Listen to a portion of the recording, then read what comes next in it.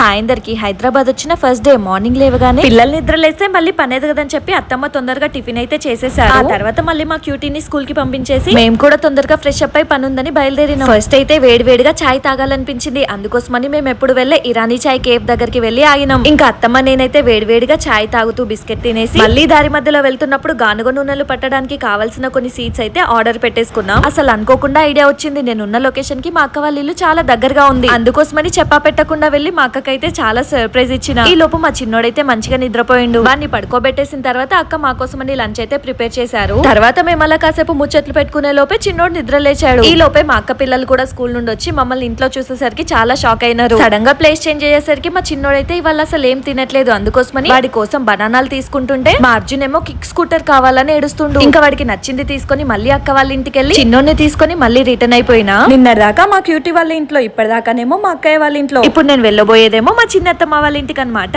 అంటే మా అత్తమ్మ వాళ్ళ ఓన్ సిస్టర్. నేను ఇవాళ నిజంగా మర్చిపోయినా ఇవాళ మా చెల్లి బర్త్డే అని. ఇంకా కాసేపు ఇక్కడే టైం స్పెండ్ చేసిన తర్వాత అత్తమ్మ అన్నారు నేను పిల్లలిద్దరిని చూసుకుంటాను కానీ రాక హైదరాబాద్ వచ్చావు, నీ బెస్ట్ ఫ్రెండ్ అయితే కలిసి రాపో అని. ఇంకా సడన్ గా దానికి కాల్ చేసి రమ్మనగానే సరే అని చెప్పి మాకు కామన్ డిస్టెన్స్ లో ఉన్న ఓడియన్ మాల్ లో అయితే కలుసుకున్నాం. కొంచెం షాపింగ్ చేసి తిని రిటర్న్ అయ్యేసరికి అయితే నైట్ 11 దాటిపోయింది. కొంచెం టైర్డ్ అయిపోయినా కానీ డే అంతా చాలా హ్యాపీగా గడిచిపోయింది.